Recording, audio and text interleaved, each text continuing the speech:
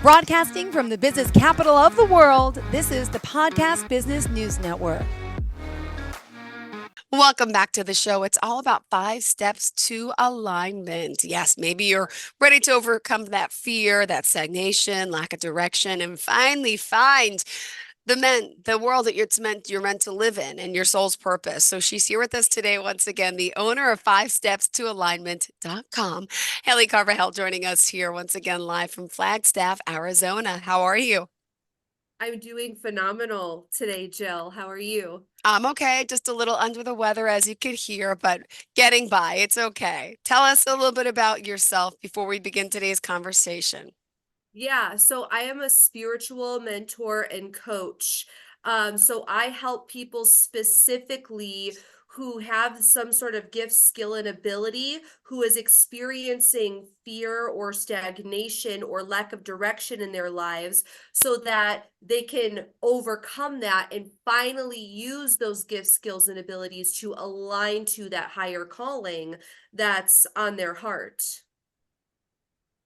Beautifully said. So, but I call you, well, so many different things. You are an intuitive, an empath, right? And are you a psychic medium? How do I say it?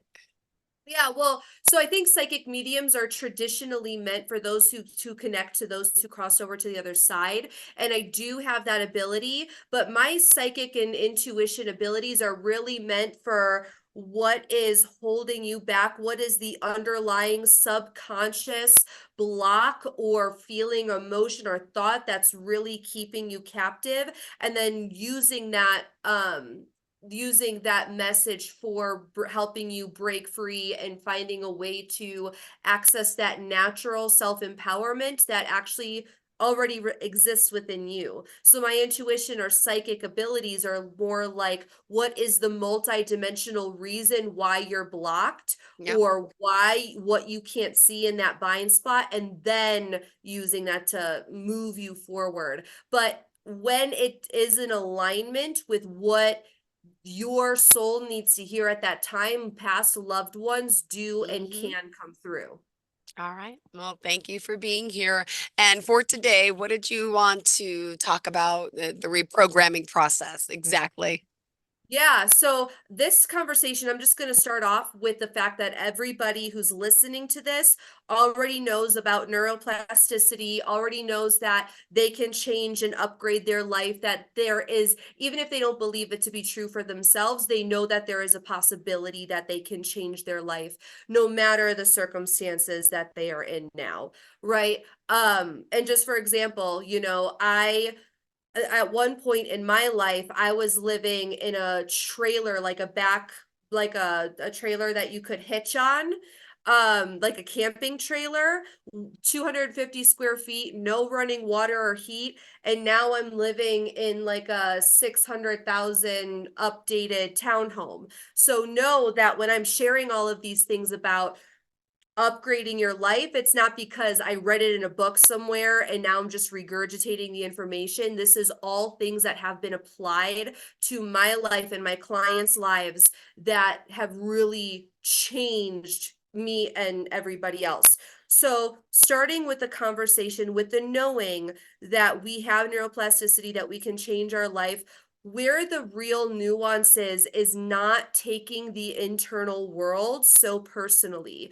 So majority, if I may stretch it, now there's no science off of this number, but I would say 98% of the things that you think and feel are not even truly your own, like on a soul level, because they are, most of them are genetically encoded, right? So they are already innately, inheritedly given to you. They are from conversations you've heard your parents have. They are conversations that you've had with friends as growing up, and even friends that you have now that you've just adopted and thought that was truth and accepted. It's from books you've read or videos that you've watched. It's things that were caught and taught.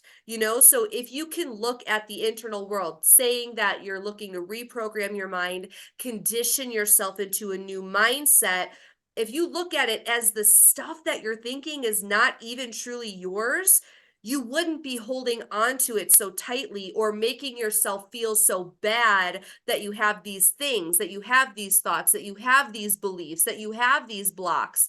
Because really, it is our emotional attachment to the fact that, oh, I'm still struggling with this right now, or I'm still struggling with low self-confidence right now, or I'm still struggling with money right now, or I'm still struggling with finding my purpose right now, I'm still struggling with this trauma.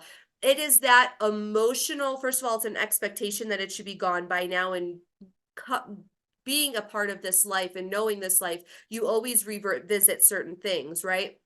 But if you just realize that it has nothing to do with you, and that if it's a program that you no longer want to run, then why be so emotionally discouraged when it comes up? Because actually, when you can identify that you are running the program, right? That you are running the program of fear, running the program of trauma. You guys can fill in the blank as it pertains to you. But when you can identify that's what you're doing, and then you make a different choice, you're already breaking or weakening the neurosynaptic connection that keeps that alive. And by making the different choice, you are making the reality or the neurosynaptic connection, the emotional tie, the emotional imprint that you want stronger, right? So it goes back to that, when we first had one of our first live video conversations, Jill, when I used that quote, everybody wants a magical solution for their problem, but nobody wants to believe in magic, right? What if, and I know this to be true, what if the magic is you? And the magic is the fact that when these old patterns or habits or ways of being or ways of thinking resurface, you can look at it through the lens of it has absolutely nothing to do with me, and that would allow you to move past it even faster. Does that make sense? Did I explain that clearly? Always, yes. Thank you. Yeah. And really this could, because I've had to do things the wrong way in order to know how to do it the right way, you know? And so I know what it's like to look at a habit or look at a thought process and feel discouraged, feel disempowered, feel like like there really is suffering associated with it, because I should have been over this by now. Why am I still thinking this? I thought I conditioned this out of me. And when you do that, you actually feed it more energy. And again, what if it's from your grandmother? What if you're experiencing a genetic program from your grandmother? It's not even yours. Would you even care so much if you Mm-hmm. realized that it wasn't even yours to carry? So I think there's a lot of life skills, emotional intelligence life skills that I teach, right? One of them is just like one of the most critical ones is the ability to discern. And then the other critical life skill is to simply be the observer. And I know that a lot of either spiritual gurus or a lot of other personal development people will talk about this. Um, but for me and my definition and what that really means is that if you realize that you're just a system of software programs, you can look at it as data. So this emotional habit, this emotional home is simply just data. This behavior, this pattern is simply just data. Then it takes out the personal emotional attachment to it, and then you can navigate through that more intelligently. And it kind of goes hand in hand with being an empath, right? So I understand, because I'm an energy healer, right? I'm intuitive, I'm an empath, all of these things. A lot of empaths believe that they are here to help solve people's problems, and indeed they are in a way, but I solve people's problems or people's struggles for a living, right? But I know that it is not my responsibility to help them solve their problem. I give them the tools, the knowledge, the wisdom, the intelligence, the discernment so that they can figure it out and navigate it on their own. But all that's occurring when you're an empath at its simplest form is that you are receiving telepathic information based on the frequencies the other person is emitting, because frequencies carry information, just like sound waves, radio waves, Bluetooth waves, Wi-Fi waves, right? So if you look at it like that, where it's just simply all you're receiving is information that is being carried by frequencies being emitted by the other person, then that also takes all of the emotions out of it. And it's not this, oh, I need to carry this burden for them, or I need to solve their problem for them. And actually, what I find, because I work with a lot of empaths, what I find is that even though their heart is in the right place, and I know this might trigger people, like, I'm not here for everybody to like me. I'm here to speak truth, right? Excuse So me. that's okay. That's okay. You're good. Um, when an empath, sees somebody struggling, they want to help solve that problem. It's an innate human desire to help another person, right? And there are different levels and ways that you can do that. I always like to help them intelligently, not in a way where I make it personal. So here's what I mean by that. So when you see somebody struggling or depressed or sad, the empath automatically wants to say, let me take that away from you. Let me take the pain away from you. Let me, solve the problem from you, but for you. But when you do that, not only do you take away a life lesson that they actually need to integrate and understand, or there's a fermenting process there that needs to occur. Maybe the person doesn't want to solve the problem, because we all know people who don't want to solve the problem, right? They want to sit in their own misery. So that's where discernment comes in, right? Are you using your energy wisely as an empath? But it is the reason why we have this gift of being empaths is because when we can understand the emotions that another person is feeling, number one, we know better how to help them. And in a way that you're using your discernment, not solving the problem for them, but also you can give language or context for what they're going through. Does that make sense? So let me see here. There was a thought process that was occurring, and then it briefly escaped me. Happens all the time. I get it. Yeah, well, there's always a lot of information that floods through at one time. Um, Oh, so when you, as an empath, when you are in that space of wanting to help somebody, but you go in above and beyond to help somebody, even though it's through the lens and through the intention that you want to help the other person, you're actually making it about you, which is why I said trigger warning, right? Because it's you who wants to solve their problem. You don't know if they want their problem solved or if they're just venting. It's you who wants to take their pain away. You don't know if the pain is teaching them a higher lesson, Yep. or if they want to sit in that pain for a little bit. So and I teach this about being an intelligent empath and using your discernment. But you know, we are not here to save anybody.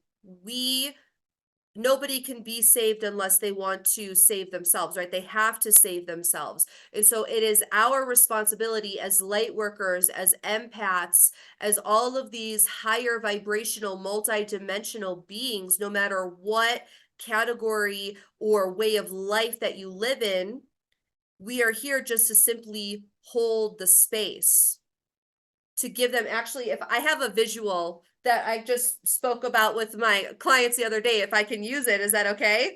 Of course it is. Okay, so you're gonna see, Jill, I'm a freaking amazing artist. Are you ready? So this is it right here, right? So here's the empath, right? We'll just put a little halo Like an over there. angel thing. Yes, a halo. That's the word I'm looking for. Yes. And so these are the frequencies that you're emitting, right? And then Okay, this is yeah. the sad person, and these are the frequencies that they are emitting. Now, as an empath, if you come down here and meet them at their frequency because you feel their Uh-huh. sadness, you feel their depression, you're not helping anybody because you're feeding a closed loop. Because within these frequencies, there's thoughts, feelings, patterns, behaviors, emotions, right? So there's because like a bracket of depression has certain thoughts, feelings, emotions, patterns, behaviors, and habits. Just like, if you Yep. look at unhealthy people versus fit and healthy people, there are different thoughts, emotions, behaviors, and associations that come with that. So the same thing applies here, right? So as an empath, if you stoop down to their frequency, you're not helping anybody. You're just feeding the closed loop. And then you're also distorted yourself. Now, if Yep. you say, I hear you, I feel you, I acknowledge you, I understand you, but you have to meet me halfway, because even their lowest frequency is not even, or their highest frequency is not even at your lowest, right? But if they can just meet you there halfway, you're holding the light, holding the space with compassion and understanding, then you actually do help them by Okay. holding the space for them to rise, even if it's at your lowest frequency. So it's not our job to necessarily meet them where they're at emotionally, but being able to see where they are at and navigate our language accordingly so that you can help assist them in the rise of their own vibration, of their own consciousness, of their own healing. Oh, It's a lot. it's good though. Yes. It is. This is what I live and breathe for.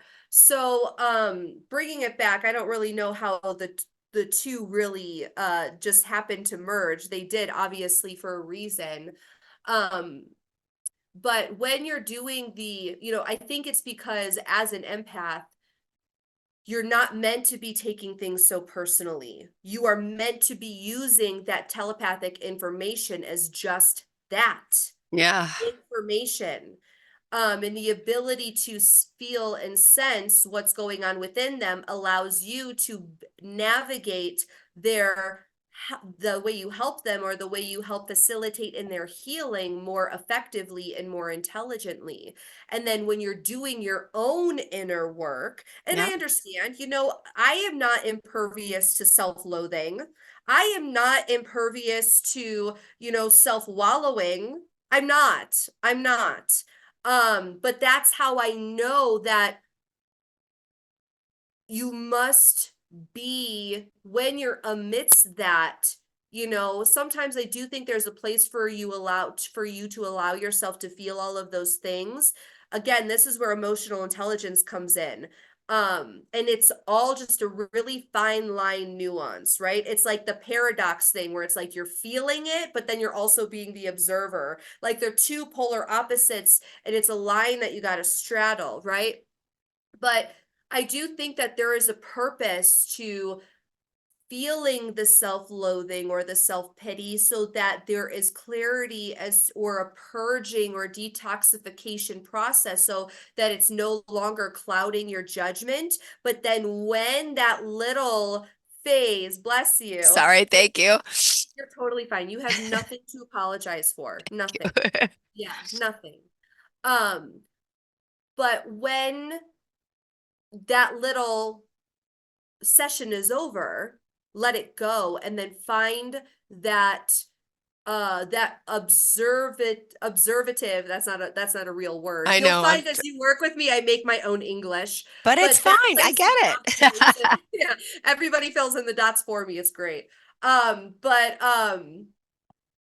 go into that space of observation and ask, why did this self-loathing come up? What was the meaning of this? But don't take the internal world. The real message.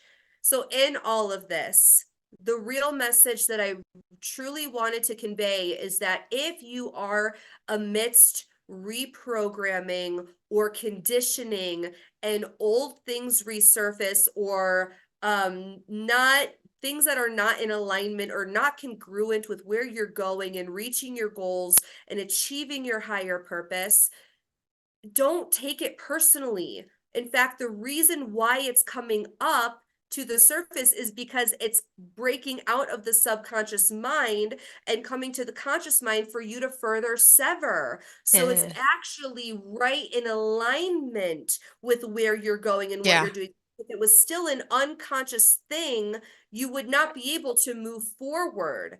So don't take the internal world so personally, because when you do take it personally, you are keeping yourself stuck in a closed loop. But when you do Yeah. look at it as a form of data or feedback, then you can actually break free of it and get further ahead.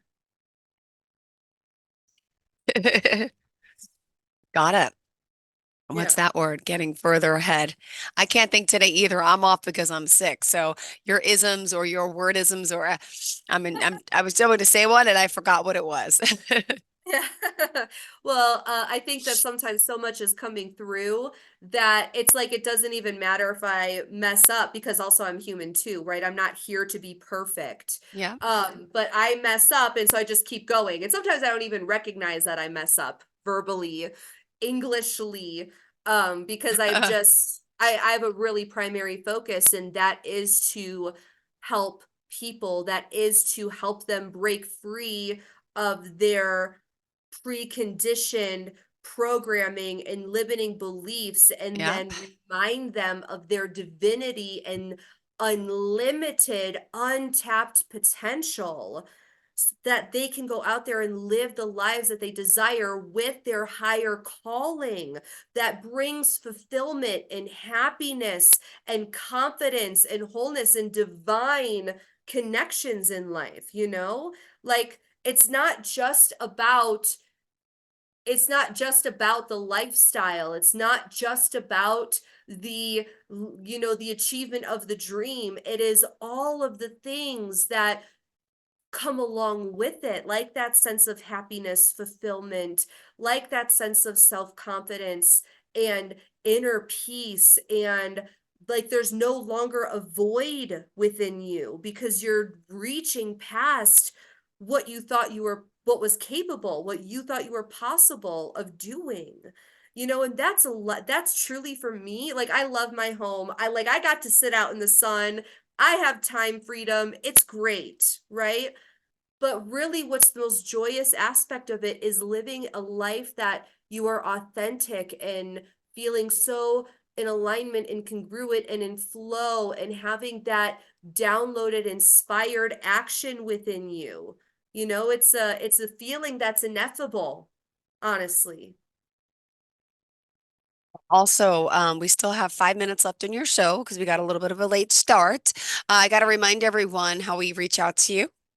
Yeah. So if you wanted to reach out to me, it would be 5steps2alignment.com, and that is Okay. spelled out five. If you were interested in working with me, I have a monthly, it's $7.77 monthly subscription on Patreon, where you can be a part of a group of like-minded, spiritually awakened individuals who are working towards the same thing that you are, has the same conversations that we are having now. And you get a live 90-minute workshop, you get a live 90-minute Wow. Q&A, and you get a live 25-minute energy healing. And that's all for just $7.77 a month. And then if you wanted to work with me one-to-one, that's a different conversation. But I would really encourage the Yeah. listeners who are resonating with the message or the energy that they start with Patreon, so they get a taste or a feel, at a really, really great value, I might say. Because I know what I'm worth. My one-to-ones aren't that little. But being able just to get a taste and get a feel of what it is that I do and how I can help them. Got it. All right. Well, thank you. All right. And we still have a few minutes left. How else, what else did you want to share with us for today? Hmm. It's like, Well, just wrapping it up, bringing closure, bringing resolve. Um, if you are applying, and I know this is going to sound self-serving, but it's not meant to. If you are applying all of the strategies, if you are reading all of the books, if you are listening to all the YouTube videos, and you are or all the podcasts, and you're still not seeing the results that you want, if you're still not feeling like you're getting traction, if you're still kind of confused or you feel like you're at a standstill, that is the time to seek out a mentor. Now, whether it be me or somebody else that you resonate with and trust, that's the most important thing, is that you resonate and that you trust them. Having a mentor who's walked the path before you and understands what you're going through at a very intimate level,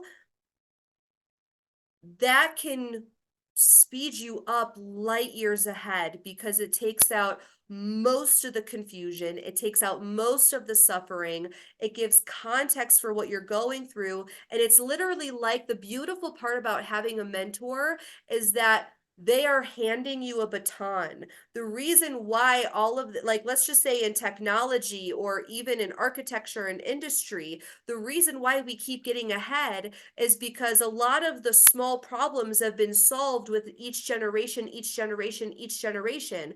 That's why when we're building a new car, we don't have to go back to how an engine is built. We already know how an engine is built. So how do we optimize? So that is exactly what a mentor can do for you. A mentor can hand you the baton or hand you the map so that you can even get ahead of them.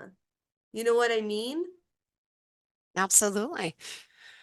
Well, Hallie, always a pleasure seeing you, and you're always ignited, on fire, roaring and ready to go. And what do you have in mind for this week? Anything good coming up? Any good clients? Anything you want to share? Yeah, well, I have my live Q&As for my one-to-ones coming up this afternoon. But no, just living life, being out in the sun, and my kids were catching grasshoppers outside, which is really awesome, but I'm like, keep those away from me. Oh, that's great. Yeah, but no, just just living life. All right, sounds good. Thank you for being here, and we'll talk soon, I'm sure. One more time, remind us how we can contact you. 5stepstoalignment.com. All right, thanks again. And that's FIVE. Yeah. Spell it out, or just Google your name. Yes. Thank you, Hallie Carbajal. We appreciate your time today, and I hope you have a great rest of your day. Yeah, and you feel better. Thank you. I'm going to drink some of my orange juice. Thanks again. Bye-bye.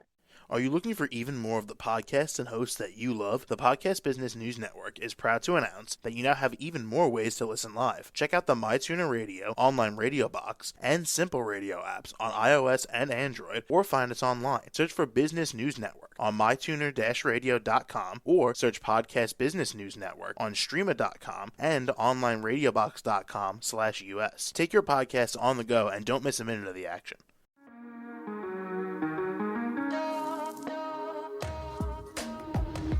Broadcasting from the business capital of the world, this is the Podcast Business News Network.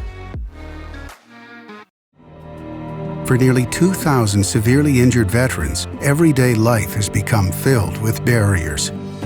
Day-to-day simple tasks can become pretty daunting. I have to carry my chair up 2 flights of steps or have somebody do it for me. What scares me the most is just the falling. When I'm struggling with my house, I think, to have that one great barrier just knocked down, it's crucial.